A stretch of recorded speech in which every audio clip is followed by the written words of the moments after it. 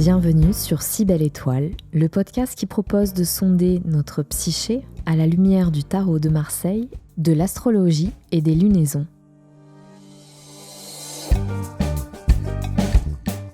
Je vous propose ici une respiration à la fois philosophique, spirituelle et artistique pour garder un œil lucide et aiguisé sur nos mouvements intérieurs. Retrouvez cette vidéo sous forme de podcast sur toutes les plateformes d'écoute en streaming sous le nom de Si Belle Étoile. Le lien est en description de la vidéo.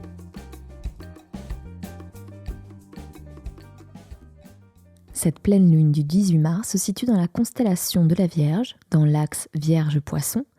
Voyons voir quel message nous avons à recevoir du ciel. Un peu rabat-joie, parfois, mais très terre-à-terre, la Vierge est un signe que l'on apprécie pour sa clarté intellectuelle peu commune et sa lucidité éclairante. Quand elle tend vers des idées aux contours implacables qu'elle érige en vérité indubitable, les choses se compliquent, surtout quand son entourage ne les considère pas du même œil. Les émotions sont sûrement à fleur de peau pour beaucoup d'entre vous, avec Neptune en conjonction avec le Soleil en Poisson. Jupiter n'est pas loin et lui aussi en Poisson. Nos intuitions, notre quête de sens, notre esprit rêveur sont décuplés. Voyons ce que ce tirage a à nous proposer. Le 10 de coupe associé au 6 de coupe renvoie ici à un état par lequel nous sommes tous et toutes, j'en suis sûre, à peu près passés. Voir le verre à moitié vide plutôt qu'à moitié plein. Et c'est d'autant plus problématique qu'en temps de pleine lune, l'heure est au bilan. Ne soyez pas trop dur avec vous-même. Engagez vos ressources émotionnelles si aiguisées par l'énergie du poisson pour épuiser l'enthousiasme, l'inspiration, la vitalité dont vous avez besoin pour poursuivre votre route. Valorisez ce que vous avez réussi à collecter, emmagasiner, soyez fiers de vous et inspirez-vous du 8 de denier qui encourage les efforts soutenus, la répétition de certaines tâches. Cela ne vous aura pas échappé.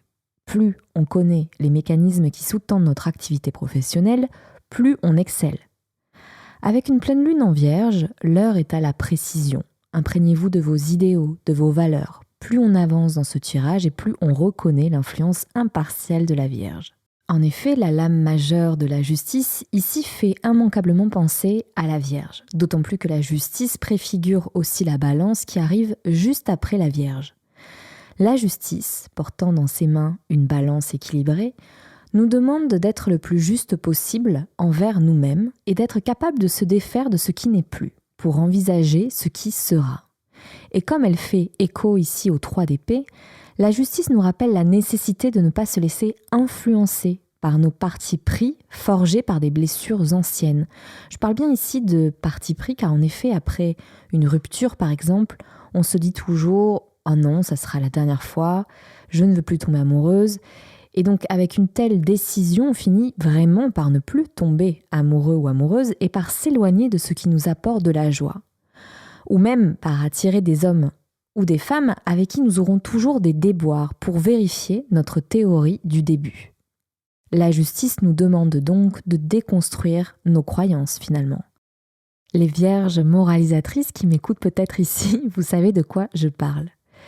Cette carte nous invite à incarner une justice impartiale et universelle. La pleine lune en Vierge est en opposition avec plusieurs planètes situées en Poisson.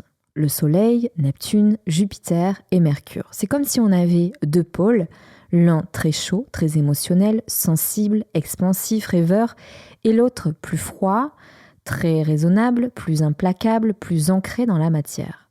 Nous avons donc l'opportunité d'harmoniser nos émotions en décidant ce qui est juste et heureux pour nous.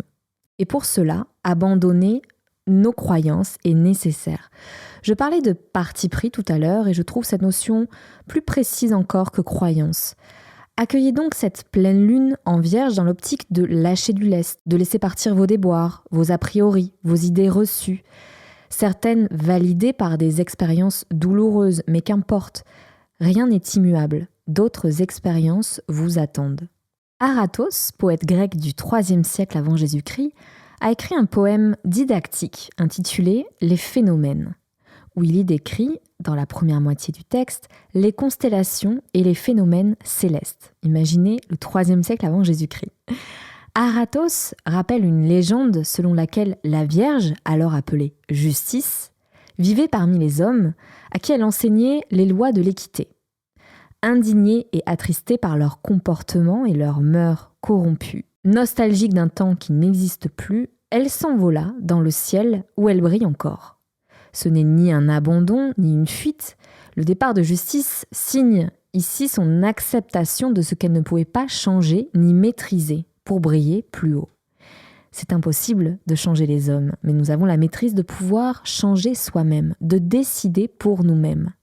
Comme Justice, soyons à même de connaître ou reconnaître nos valeurs, notre éthique, afin de lâcher prise sur ce que nous ne maîtrisons pas et d'agir sur ce que nous maîtrisons avec justesse.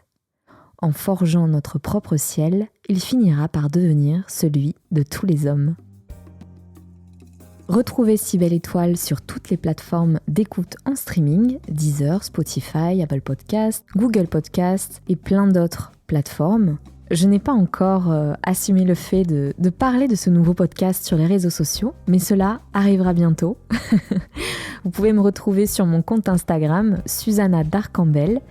Je vous souhaite une très belle semaine, une belle pleine lune et je vous dis à très bientôt.